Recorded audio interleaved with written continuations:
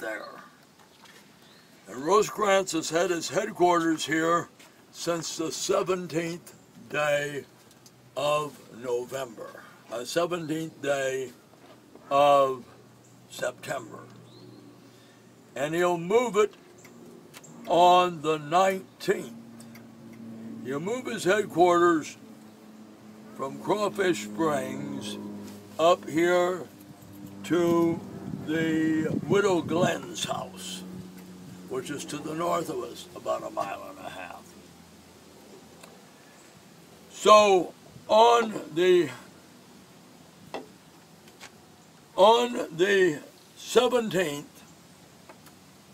if you're Confederates, you've been resting from the evening of the 13th to the evening of the 17th. Now, during that period, the Confederate Army has moved into position by the noon on the 18th. Where you see arrows, people are in motion. Rosecrans has probably got, being doctors, you can imagine what his problem is. He has gotten from the evening of the 13th, when he realizes he is in deep doo-doo. His army scattered over 40 miles. The enemy, and he's just barely escaped 2 disasters. So by the evening of the 17th, he has finally brought his army into contact. Up here we have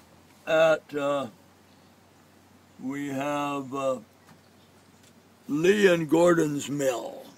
Lee and Gordon's Mill should be, yes, Lee and Gordon's Mill is right here. And that is where Crittenden's left is, which includes 3 divisions, Wood, Palmer, and Van Cleve. Over here at what mill is that? Bird's Mill? Glass's Mill. Glass's Mill. That is where Thomas is, with the divisions of Baird, Brannan, Naegeli, and Reynolds. So he now has them in contact. And over here at Pond Springs, he has McCook, who has the divisions commanded by Sheridan, Davis, and Johnson, for the cavalry watching. So finally, on the evening of the 17th, the Union Army have established a front roughly 15 miles, dividing their left from the right. And Bragg, learning that Hood's men are arriving at Catoosa Platform over here on the railroad, right there, and that Hood should arrive on the 18th, and Longstreet, no later than the 19th, decides to strike the enemy. So his plan is, for the 18th, that Bushrod Johnson, with his division, will leave Ringgold and march southward by way of Lee's Tan Yard and force a crossing of the Chickamauga at Reed's Bridge. There's at Reed's Bridge. To do so, Johnston has initially his division, 3 brigades. He has 2 brigades of Hood's command. Hood is not going to arrive at Caduceus platform till 2 p.m. on the afternoon of the 18th. By that time, Johnson is approaching Reed's Bridge. Mitty has about 1,200 men. Johnson has about 7,000 men, expecting Hood. And Johnston's orders are to force his way across Reed's Bridge and advance westward and deploy his men in the area of the Lafayette Road. Meanwhile, Walker, with his small corps, is to cross the river, the Chickamauga, at Alexander's Bridge, where you can see that bursting bomb. And Buckner is going to cross his corps at Thetford's Ford, right here. And the Confederates will take position from east to west and advance and drive the enemy back into that name you're tired of hearing about, McLemore's Cove, where they will force them to surrender. Polk's men are going to be in the area of the mill, of the mill run by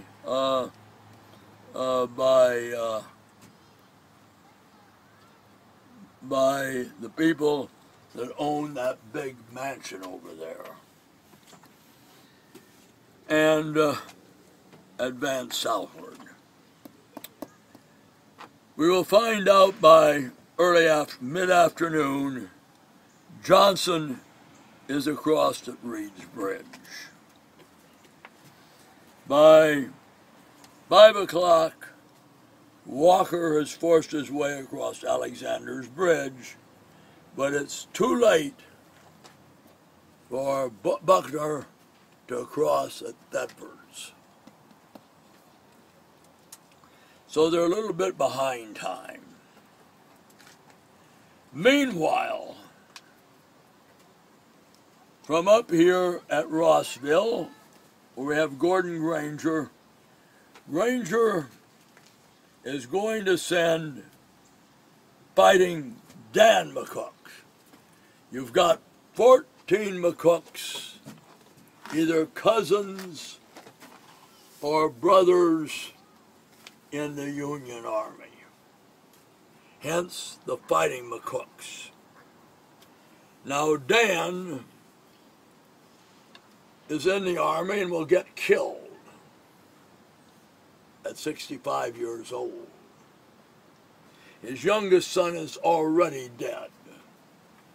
So Fighting Dan will go down here near Reed's Bridge and run into Confederate cavalry in the area of Reed's Bridge. We'll go back and report to Granger there's a Confederate cavalry west of the Chickamauga and west of Reed's Bridge. Meanwhile, Rosecrans has learned this. The enemy army is interposing themselves between Lee and Gordon's Mill and lovely downtown Chattanooga, just where they don't want them to be. So Rosecrans issues orders to Thomas, who, remember, is on Crittenden's left in the area north of Glass's Mill. And he orders Thomas to make a night march. It's been very, very dry. The only satisfactory source of water the Union will have is at Crawfish Springs, which at that time produced more water than it does now. And he tells General Thomas, I want you to make a night march. Leave the area of Glass's Mill, pass in rear of Crittenden at Lee and Gordon's Mill, and I want you to take position on Crittenden's left. And by daybreak on the morning of the 19th, Thomas has reached the area of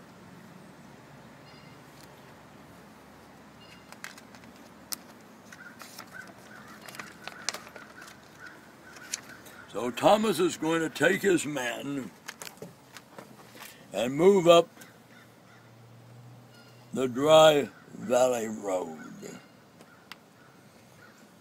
and move northward, go by the Widow Glen's house, turn them into the Glen Kelly Road here, and by morning his lead is at McDonald House, where the visitor center was, VC there. And then when he reaches there, he learns from McCook, Fighting Dan, that there's Union cavalry down, Confederate cavalry down here in the area of Reed's Bridge. And they're there for easy picking.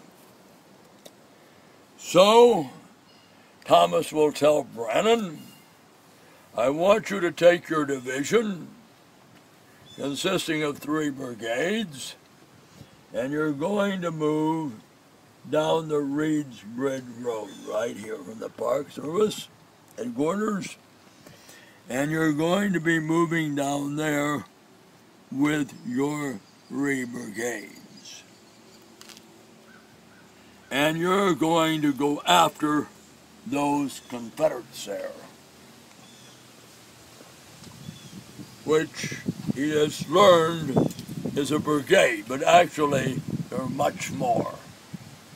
And when Brannan gets down there, he wants to know what brigade I'm supposed to attack. So here is where the fighting will begin on the morning of the 19th. How many men were there? Brannan? All right, Brannan is going to have a division of about 4,000 men. Why? And he will advance down the Reed's Bridge Road. And here where we can see his men going down the Reed's Bridge Road. And he's going to run into Confederate cavalry under Armstrong. They're going to have a pretty good day with them, drive them back. But Forrest is there, dismounts his men, and attacks Brannan. So the distance was about maybe 4 or 5 miles that they moved. So the battle is going to start here on the morning of the 19th. Okay. And when Brannan finds out he's got more people than he can handle, Thomas will send Baird's division down. And they're going to get the shit blown out of them by the Confederates. And then the Confederates will reinforce Forrest with Walker's division That's right, because they moved this way. in this area here. And the battle is going to build up in that area there. And that's where we're going to spend most of the rest of the afternoon as the fight starts there, and be using map C12. Any questions?